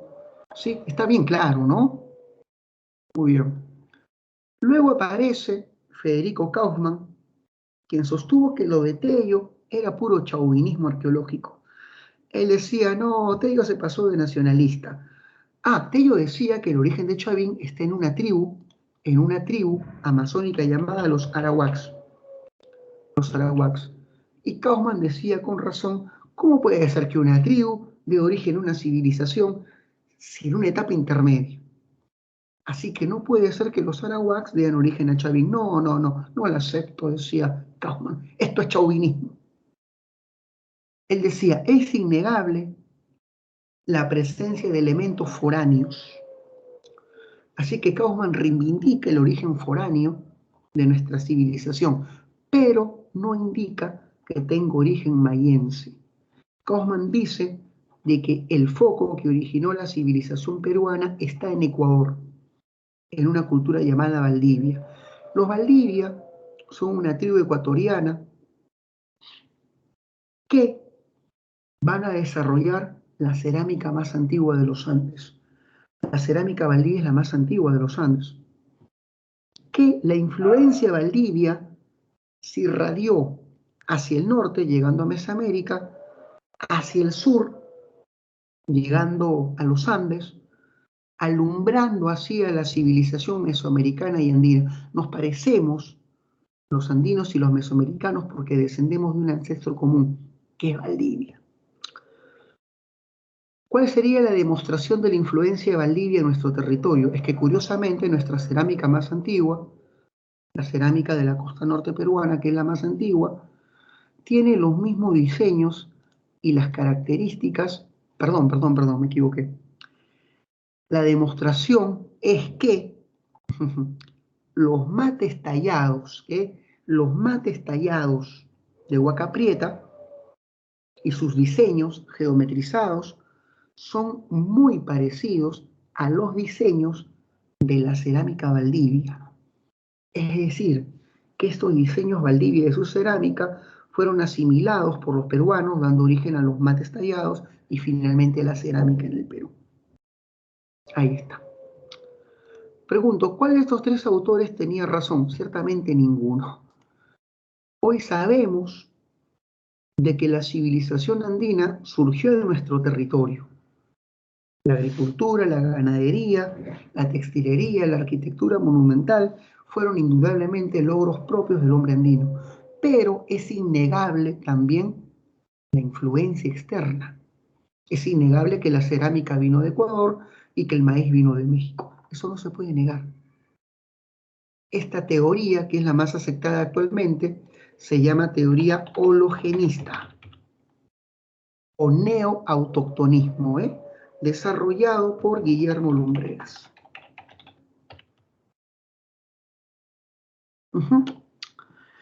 Y hoy se sostiene que los albores de la civilización andina están en el área norcentral, en Caral, y que la cultura andina fue alimentada progresivamente por elementos que vinieron de otras partes, como el cultivo del maíz y la cerámica.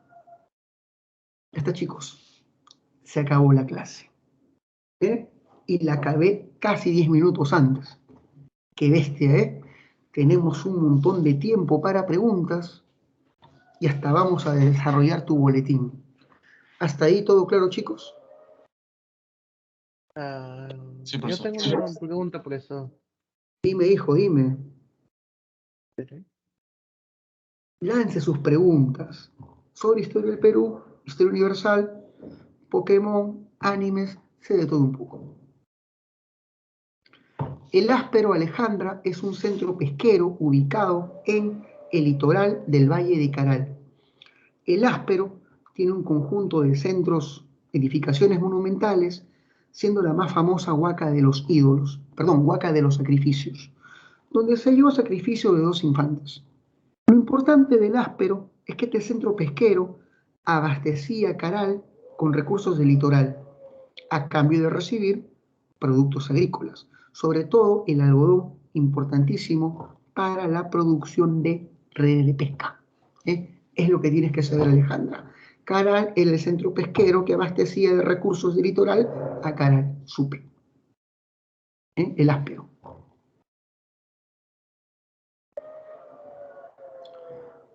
No, Alejandra, el Áspero se estudia desde hace mucho. Es que te sorprenderías, Alejandra. En todo el valle de Supe hay hasta 20 asentamientos. El Áspero era de Pando, Lurihuasi, Chupacigarro, Miravilla, Caral. Hay 20 asentamientos, por Dios. Solamente estás estudiando estos. Un poquito más al sur está Bichama, Vegeta, más al sur está Paraíso, son un montón. Más al norte está Guaricoto, La Calgada, Los Gavilanes, en la zona del Guayaga está Piruro, son un montón. ¿Cuál es la cultura más reconocida del Perú? Los incas, pues. Hasta ahora tú ves un partido de fútbol y a nuestra selección le dicen el equipo incaico. Por supuesto que sí, eso no hay duda. Muy bien, ¿alguna pregunta más? Antes de buscar vuestra separata.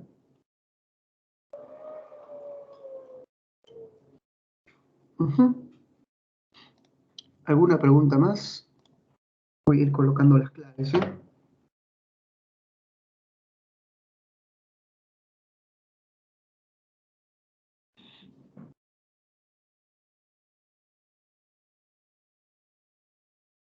No sé, 3D.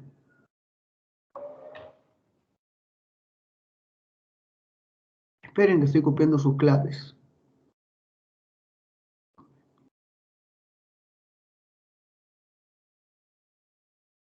Ahí están las claves, chicos. Si quieren, puedo fundamentar alguna de estas claves, ¿eh?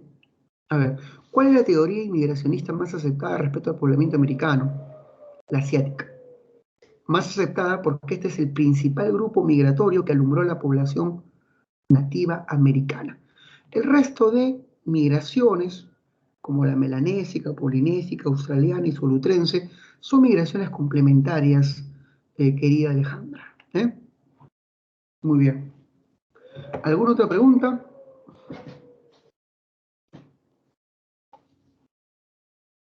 Hay algunas preguntas que podemos fundamentarla con tiempo.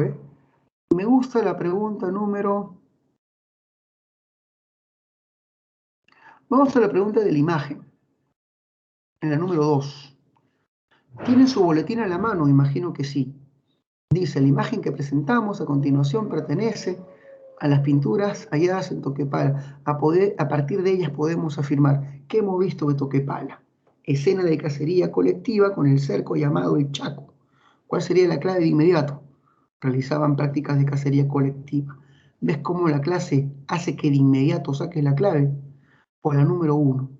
Determina el valor de falsedad de los siguientes enunciados. Los paleomongoles arribaron desde Asia a través del actual estrecho de Bering. Es la idea fundamental de la teoría asiática. La lejanía entre ambos continentes impulsó a los asiáticos a utilizar embarcaciones. No, porque en realidad la teoría asiática se sustenta en la proximidad geográfica, ¿no? Los aborígenes de origen asiático arribaron a América a través de la Antártida. No, esos son los australianos, por Dios. La cerbatana, la hamaca, cocinar bajo la tierra, mosquiteros, ¿son de origen asiático? No, son las pruebas de la teoría melanésica y polinésica combinadas. El origen oceánico. Así que la clave de la 1 es D. En realidad, responder esas preguntas está muy fácil en base a lo que he visto en la clase. Bueno, pues chicos, nos quedan 5 minutos.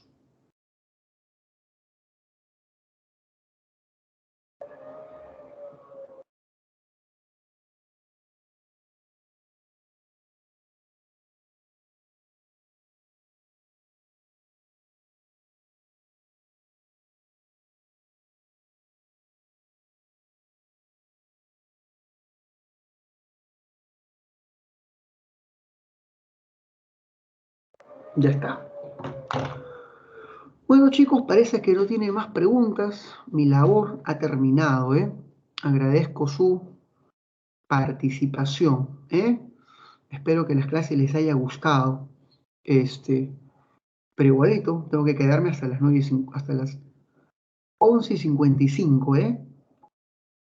Así que, si tienes alguna inquietud, hazla saber. Y si quieres conversar de cualquier tema, hazlo saber. Te voy adelantando algo, ¿ah? La siguiente semana, por favor, ven preparado. Vamos a hablar de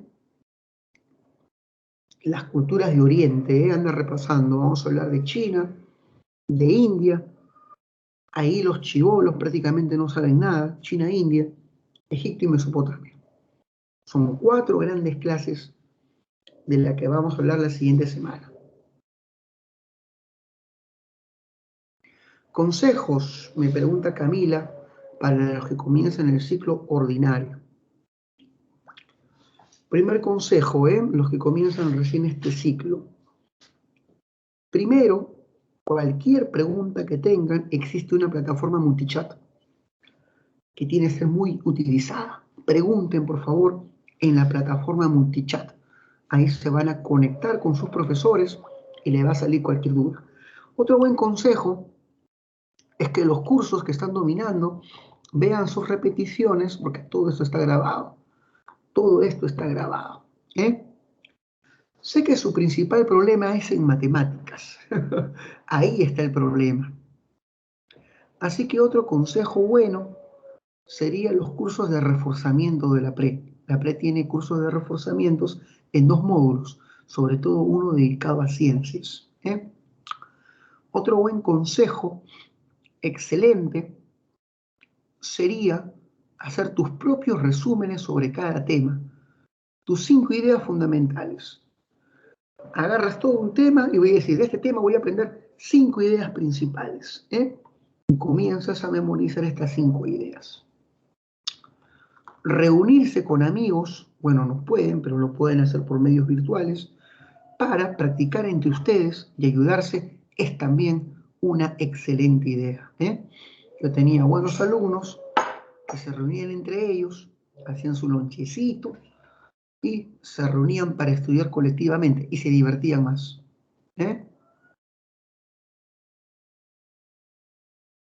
Por supuesto, yo sé que ustedes no son los que van a ser historiadores, aquí están los ingenieros. Y a ellos les cuesta entender las letras. Pero tú estás preguntando bien, amiga Alejandra, Estás atenta, eso es lo bueno. Pero te recomendaría, querida Alejandra, de que hagas tus pequeños resúmenes de cada clase, donde un ingeniero le va a sacar ventaja a su rival de examen, haciendo lo que tu competencia no quiere hacer. Tus amigos de ingeniería postulan ingeniería porque ya son buenos en ciencias y en matemáticas, pero son malos en letra. Les aburre leer. ¿Qué tienes que hacer? Sacarle ventaja ahí.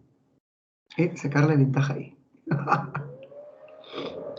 Al parte del material de la PRE hay buenos libros. Hay un libro de un profe de la PRE San Marcos para Historia Universal. Se llama Historia Universal del profesor Francisco Mendoza. Los materiales de la PRE son excelentes, ya te los estamos dando. Pero si quieres un material extra, ese libro que tiene preguntas de eco es bastante bueno. ¿Sí? Creo que lo venden en... Es un solo tomo, Es un solo tomo. Lo venden en Bolivia, creo. Me refiero a la avenida Bolivia, Ya pues, chicos. Gracias por su atención. Un gusto estar con ustedes, Un abrazo. Nos estamos viendo. Cuídense.